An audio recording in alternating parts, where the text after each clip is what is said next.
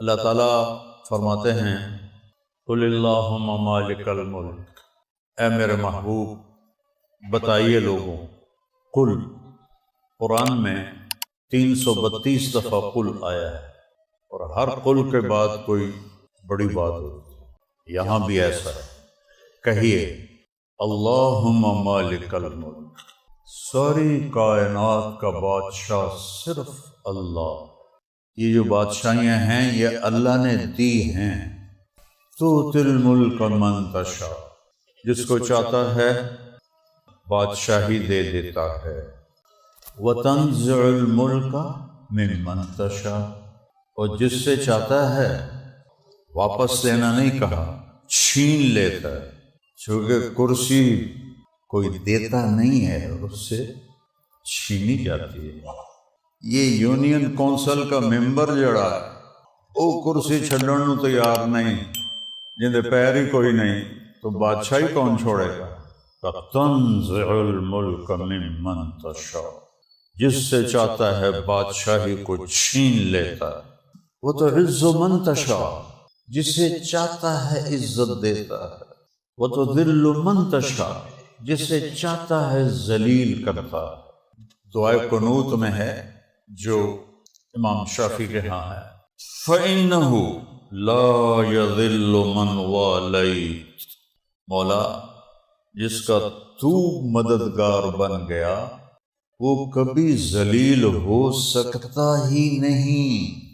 وَلَا يَعِزُّ مَنْ عَادَيْتَ، اور جس سے تو نے دشمنی لے لی وہ کبھی عزت پا سکتا ہی نہیں۔ ساری کائنات، زمین آسمان نہیں، یہ ہوا میں اڑتے ہوئے تنکے، ان پر بھی اللہ کا قبضہ ہے۔ یہ پروانے پتنگے اور یہ رینگنے والے چیونٹیاں سب اللہ کی مٹھی میں، جو چاہے کر کے دکھا۔ تو یہ تھوڑی تمہید میں نے اس لیے بیان کی کہ 300 سال سے تقریباً امت ذلت دیکھ رہی۔ 18 19 20 18ویں صدی شروع ہوئی اور امت زوال میں جانا شروع، اور پھر 19 اور 20 اور 21، 21ویں صدی ذلت ذلت ذلت۔ اللہ نے پھر ایک ہمیں خوشی کی خبر سنائی بھی، دکھائی بھی۔ ایک چھوٹا سا ملک ایران جس پر 40 سال سے پابندیاں، 40 سال سے، اور انتہائی تنگی میں وہ انہوں نے زندگی گزاری۔ اللہ نے ایک چھوٹے سے ملک کو دنیا کی سپر پاور سے ٹکرا کے ان کی ناک کو زمین کے ساتھ لگا دیا، اور ایک 300 سال کے بعد پہلی دفعہ ایک خوشی کی خبر ہمارے ایران کے بھائیوں نے اپنی جانوں کے نذرانے پیش کر کے پوری امت کو خوشی نصیب فرمائی۔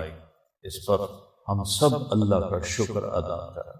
کم من فئۃ قلیلۃ غلبت فئۃ کثیرۃ بإذن اللہ، قرآن کہہ رہا ہے کتنی دفعہ ہم نے چھوٹی چھوٹی فوجوں کے ذریعے بڑی بڑی فوجوں کو میدان سے بھگا دیا۔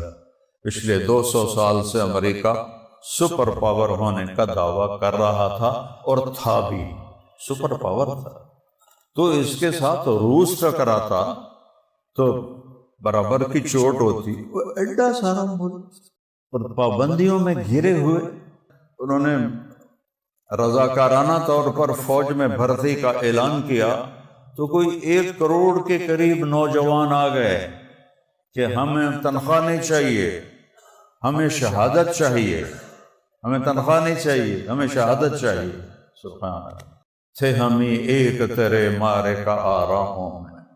علامہ اقبال کے اللہ قبر ٹھنڈی کرے، خشکیوں میں کبھی لڑتے کبھی دریاؤں میں، دی اذانیں کبھی یورپ کے کلیساؤں میں، کبھی افریقہ کے تپتے ہوئے صحراؤں میں، شان آنکھوں میں نہ جچتی تھی جہاں داروں کی، کلمہ پڑھتے تھے ہم چھاؤں میں تلواروں کی، تجھ سے سرکش ہوا کوئی تو بگڑ جاتے تھے، تیغ کیا چیز ہے، ہم توپ سے لڑ جاتے تھے، نقش توحید کا ہر دل پہ بٹھایا ہم نے، زیر خنجر بھی یہ پیغام سنایا ہم۔ تو بھائیو، اس مالک کا شکر ادا کرو کہ ساری نافرمانیوں کے باوجود اللہ کی مدد آئی، اور اللہ نے چوہے سے ہاتھی کو پٹوا دیا۔ یا وہ علامہ اقبال رحمہ اللہ کہتے ہیں، ممولے سے شہباز کو ہے لڑاتی، ممولے کو شہباز سے ہے لڑاتی۔ ممولا ہوتا ہے چڑی دا ادھا، ان تے چڑیاں میں مگیاں نظر ہی نہیں آمدیاں، تو چڑی کو آدھا کرو تو وہ ممولا بنتا ہے۔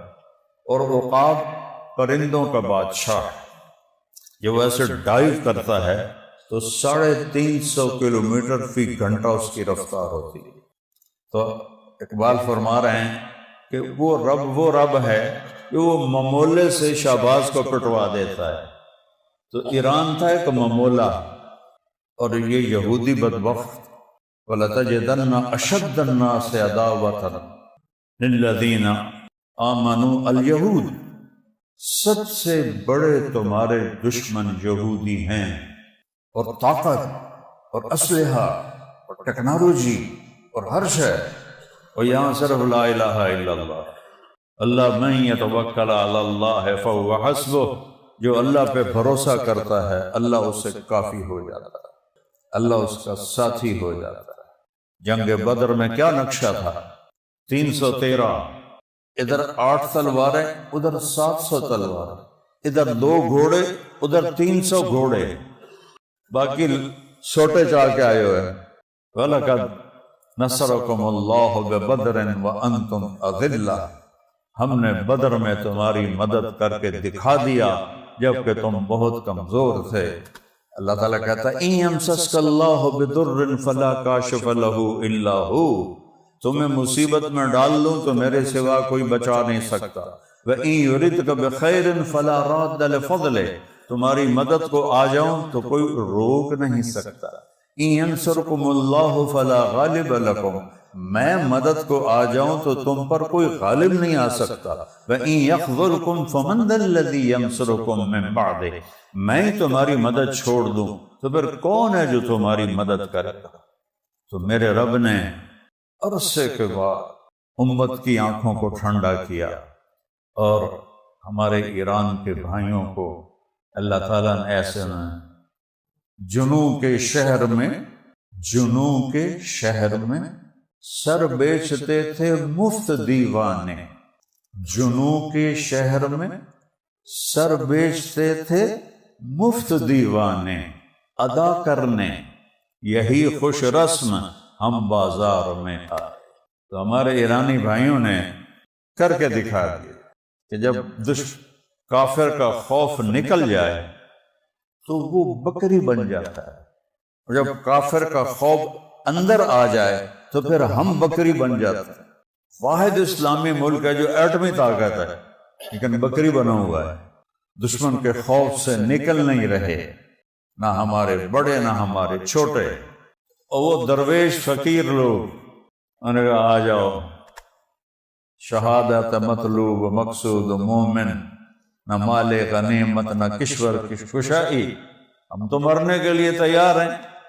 حضرت خالد ابن ولید نے خط لکھا باہان کو جو جنگ یرموک میں کہ میرے ساتھ وہ لوگ ہیں جنہیں موت ایسے پسند ہے جیسے تمہیں زندگی پسند ہے۔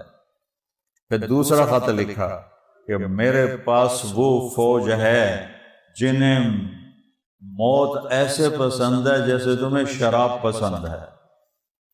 30,000 سے 3 لاکھ کو الٹا کے رکھ دیا۔ تو بھائیو، اللہ کا شکر ادا کرو اور سجدوں میں سر جھکاؤ کہ ہم اللہ کے آگے جھکیں کہ اللہ تعالیٰ نے اپنے فضل و کرم سے، اپنی قدرت سے اللہ کی قسم کر کے دکھایا ہے۔ یہ میزائلوں سے نہیں ہوا، اس شہنشاہ کی قدرت سے ہوا ہے، اس کی مدد سے ہوا ہے، اس کی نصرت سے ہوا ہے۔ تو میں وہ اس خوشی میں آپ کو ساری سنا رہا ہوں، انہوں نے پوری امت کا قرضہ چکا دیا۔ ارے ایرانی بھائیوں نے پوری امت کا قرضہ چکا دیا۔